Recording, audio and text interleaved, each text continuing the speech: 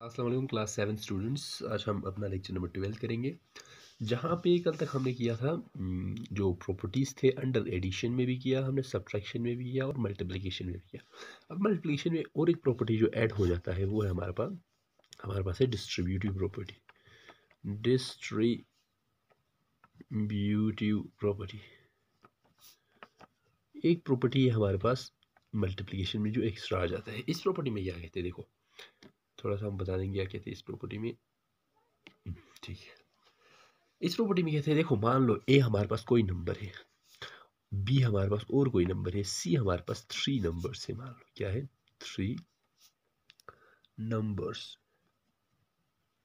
और ये किस तरह ये तीनों नंबर ऐसे लिखा हुआ है, ए ब्रैकेट बी प्लस सी।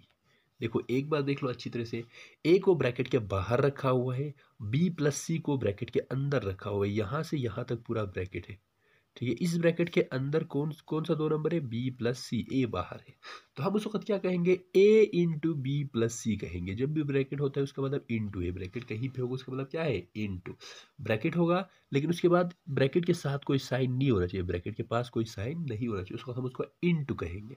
तो इसका आंसर क्या आएगा, ए को इससे भी मल्टीप्लाई करोगे, ए इंटू बी प्लस इस बाहर वाले ए को इस सी से भी मल्टीप्लाई कर लोगे, ए इंटू सी। बिल्कुल यही है डिस्ट्रीब्यूटिव प्रॉपर्टी। डिस्ट्रीब्यूटिव हम क्या कर रहे हैं, इस ए को इसको भी दे रहे हैं, इस ए को यहाँ पे डिस्ट्रीब्यूट कर रहे हैं, तो ये होगी डिस्ट्रीब्यूटिव प्रॉपर्टी। देखते हैं एक एग्जांपल लेके, जैसे कि 4 इंटू 3 प्लस 2। अगर हमारा क्वेश्चन ऐसे होगा हम कैसे सॉल्व करेंगे, पहले 4 को 3 से करोगे, 4 इंटू 3 12, फिर उसी 4 को 2 से करोगे, 4 इंटू 2 कितना हो गया 8। ठीक है, इसको हम बोलते हैं डिस्ट्रीब्यूटिव प्रॉपर्टी। अब देखो डिस्ट्रीब्यूटिव में ऐसे भी आ सकता है, जैसे कि कभी आपको दिया होगा ए बी प्लस ए सी, तो आपको कैसे लिखना होगा, ये आपको लिखना होगा, ए दोनों में से बाहर निकाल दोगे और ब्रैकेट के अंदर क्या रखोगे, बी प्लस सी। ठीक है, कभी ऐसे आ गया, ए यहाँ पे भी है, ए यहाँ पे भी है, दोनों में है, तो हम इस ए को बाहर निकाल देते हैं और बी प्लस सी को लिख देते हैं। ये हो गया डिस्ट्रीब्यूटिव प्रॉपर्टी। ठीक है, अब आगे बढ़ते हैं। हमारे पास आगे जो चीज़ें पढ़ना है उसमें है डिवीजन के अंदर जो प्रॉपर्टीज है। तो चलो देख लेते हैं क्लोजर प्रॉपर्टी। हमें देखना डिवीजन के अंदर कौन कौन सी प्रॉपर्टीज होती है, जैसे कि हमने आज तक एडिशन मल्टीप्लिकेशन तक कल हमने पढ़ा था, आज हम डिवीजन से आगे पढ़ेंगे। सबसे पहला प्रॉपर्टी क्लोजर प्रॉपर्टी है। क्लोजर प्रॉपर्टी देखते हैं क्लोजर प्रॉपर्टी डिवीजन में होल्ड करता है कि नहीं। हमें क्या करना था, हमें दो इंटीजर को डिवाइड करना है और देखना है कि आंसर हमारे पास इंटीजर आता है कि नहीं। जैसे कि मैं करता हूँ 7 को डिवाइड करता हूँ 3 से, तो मैं इसको कैसे लिखूंगा, 7 डिवाइडेड बाई 3 ऐसे लिखूंगा। तो मुझे पता चला 7 एक इंटीजर है, 3 एक इंटीजर है, लेकिन ये पूरा नंबर, क्या ये पूरा नंबर इंटीजर है, नहीं, क्योंकि ये ऊपर एक नंबर नीचे एक नंबर आ गया, जिसे हम फ्रैक्शन कहते हैं। तो यहाँ पे एक फ्रैक्शन आ गया जो इंटीजर नहीं होता है। तो यहाँ से हमें पता चला closure property does not hold. Closure property hold नहीं करता है अंडर डिवीजन। कब, जब हम डिवीजन कर रहे होंगे। डिवीजन देखो कैसे, मैंने कहा मुझे दो इंटीजर को डिवाइड करना था एक इंटीजर मेरे पास 7 था, दूसरा इंटीजर मेरे पास 3 था, मैंने दोनों को डिवाइड कर दिया। तो अब देखो यहाँ पे मुझे जो नंबर आ रहा है वो फ्रैक्शन में आ रहा है, ऊपर एक न्यूमरेटर एक डिनोमिनेटर एक आ रहा है।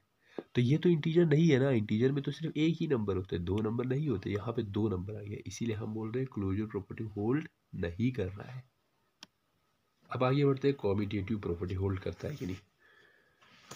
क्या यहाँ पे डिवीजन में कॉम्यूटेटिव प्रॉपर्टी होल्ड करता है, कॉम्यूटेटिव प्रॉपर्टी देख लेते हैं। पहले एक नंबर ले लेता हूँ मैं -4 जो एक इंटीजर है, इसको डिवाइड कर देता हूँ कितने से, इसको 3 से ही डिवाइड कर लेता हूँ। ठीक है, तो हमें क्या होना चाहिए, ये बराबर होना चाहिए 3 डिवाइडेड बाई -4 के, है ना। अगर मैं कभी भी -4 को 3 से डिवाइड करूँ तो हम क्या करते हैं कॉम्यूटेटिव में, इसको आगे लिखते हैं 3, इसको पीछे लिख देते हैं -4। तो ये दोनों बराबर होना चाहिए। अब देखो ये आ गया -4/3 और ये कितना आ गया 3/-4। क्या 4/3 3/-4 के बराबर होगा, नहीं, ये 4/3 है जिसका वैल्यू क्या आ जाएगा, जैसे आप 4/3 को अगर आप कर लोगे 4 -4 यहाँ से 3, 3 1 ज़ा 3, ये माइनस ऊपर जाएगा, 3 1 ज़ा 3 बचा 1, फिर पॉइंट चला दो 0, 3 3 ज़ा 9। देखो यहाँ पे 1.3 समथिंग आ रहा है ना, इस 3/4 का आंसर नहीं होगा वो। देखो 3 यहाँ पे -4 यहाँ पे, पहले माइनस को यहाँ पे लगा दो, फिर पॉइंट 0 लगा दो, फिर पॉइंट लगा दो। अब देखो पॉइंट लगाते हैं, यहाँ 0 हो गया। 4 कितने सा होता है, 4 7 ज़ा 28 होता है, हो गया ना। तो इसका वैल्यू आ गया -0.7, इसका आ गया -1.3। -0.7 -1.3 बराबर होगा नहीं। इसका मतलब हमें पता चला कॉम्यूटेटिव प्रॉपर्टी भी होल्ड नहीं करता है डिवीजन में, डस not hold under division. Division में कॉम्यूटेटिव प्रॉपर्टी भी होल्ड नहीं करता है। अब तीसरा हो गया एसोसिएटिव प्रॉपर्टी। एसोसिएटिव प्रॉपर्टी को एक बार देख लेते हैं क्या ये होल्ड होता है कि नहीं अंडर डिवीजन। तो हमारे पास अगला हमारे पास क्या है, एसोसिएटिव प्रॉपर्टी। एसोसिएटिव प्रॉपर्टी देखो एसोसिएटिव प्रॉपर्टी में क्या होता है। जैसे कि मेरे पास दो नंबर है, आपके बुक में जो दिया हो मैं वही लिखता हूँ, 24 डिवाइडेड बाई 4, और आपको डिवाइड करना है कितने से, -2 से। अब देखते हैं ये कितने के बराबर आना चाहिए, ये बराबर आना चाहिए 24, ये नॉट इक्वल, यहाँ पर 24 डिवाइडेड बाई 4 डिवाइडेड बाई -2। देखो हम इस स्टेट में करते, हम इस स्टेट में पहले इन दोनों को साथ में एक ब्रैकेट में रखते हैं, इसको बाहर वाले ब्रैकेट में। लेकिन अगली बार मैंने क्या किया, इस 24 को बाहर निकाला और इन दोनों को एक ब्रैकेट में क्लोज कर दिया, जो ब्रैकेट ये वाला है, ये वाला। देखो पहले मैंने इन दोनों को एक ब्रैकेट के अंदर रखा हुआ है, इस -2 को इस ब्रैकेट से बाहर रखा हुआ है। अगली बार मैंने इस 24 को बाहर निकाल दिया और इस 4 और इस -2 को एक ब्रैकेट में लिया, इसी को एसोसिएटिव बोलते हैं। तो देखते हैं क्या होता है। पहले इन दोनों को डिवाइड कर लो, 4 को अगर आप इससे डिवाइड कर लोगे तो कितना आ जाएगा, जैसे कि 24 divide by 4 whole divided by -2, इसको ऐसे लिख लेते हैं, ठीक है। तो ये 24 तो अलग है, डिवाइडेड बाई, इसको कर लो 4 डिवाइडेड बाई -2। देखो 4 1 ज़ा 4, 4 कितने जाता है, 4 6 ज़ा 24। यहाँ से देख लो 2 1 ज़ा 2, 2 2 ज़ा 4 हो गया। तो यहाँ से क्या बचा हमारे पास, 6 बचा, डिवाइडेड बाई -2 बच गया। इस साइड क्या बच गया, यहाँ 24 तो है पहले से ही। यहाँ से हमें क्या आ गया, डिवाइडेड बाई, यहाँ पे 2 बच गया और ये माइनस भी है, तो मैं -2 लिखूँगा इसको, ठीक है। अब और कर लो, 6 divided by -2 is equal to 24 divided by -2।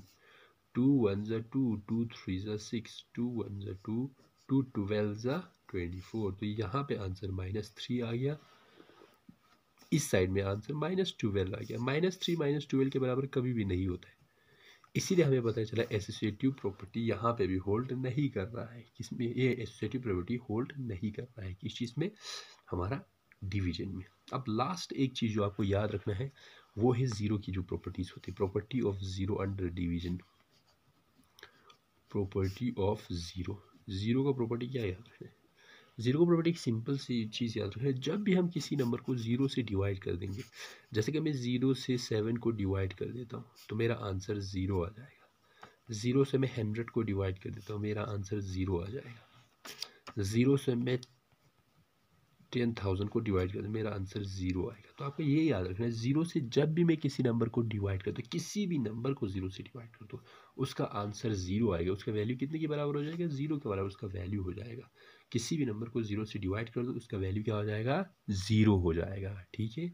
तो आज हम यहीं तक रखेंगे, कल से हम एक्सरसाइज को टच करेंगे, ठीक है। एक्सरसाइज को कंटिन्यू करके आगे बढ़ेंगे।